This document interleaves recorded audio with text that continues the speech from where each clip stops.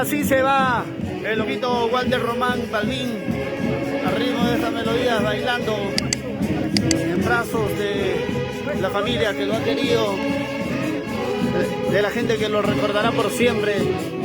Solo es un hasta luego, loquito Walter Román, y desde el cielo bendice siempre a tu familia.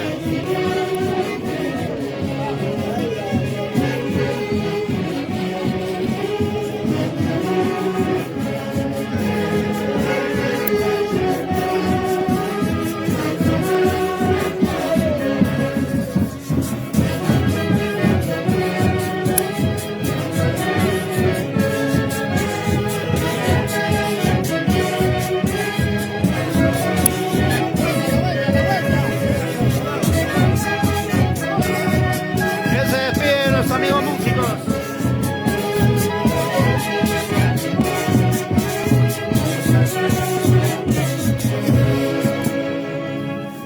y así se despide los amigos también, loquito Walter Román.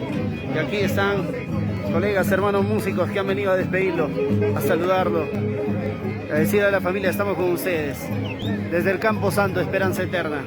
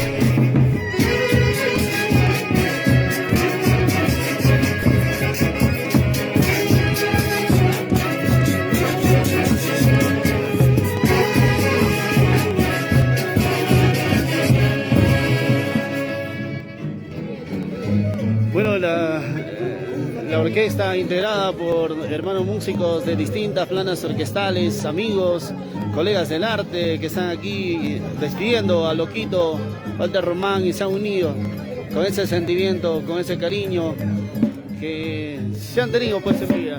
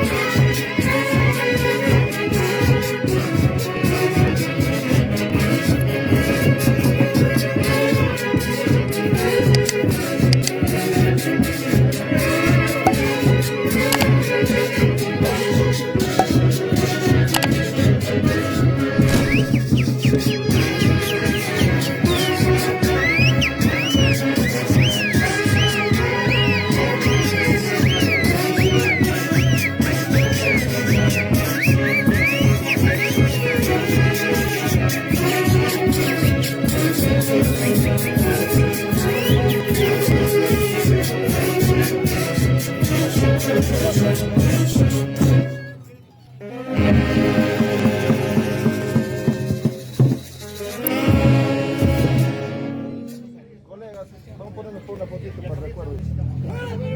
Caballete, caballete. Caballete.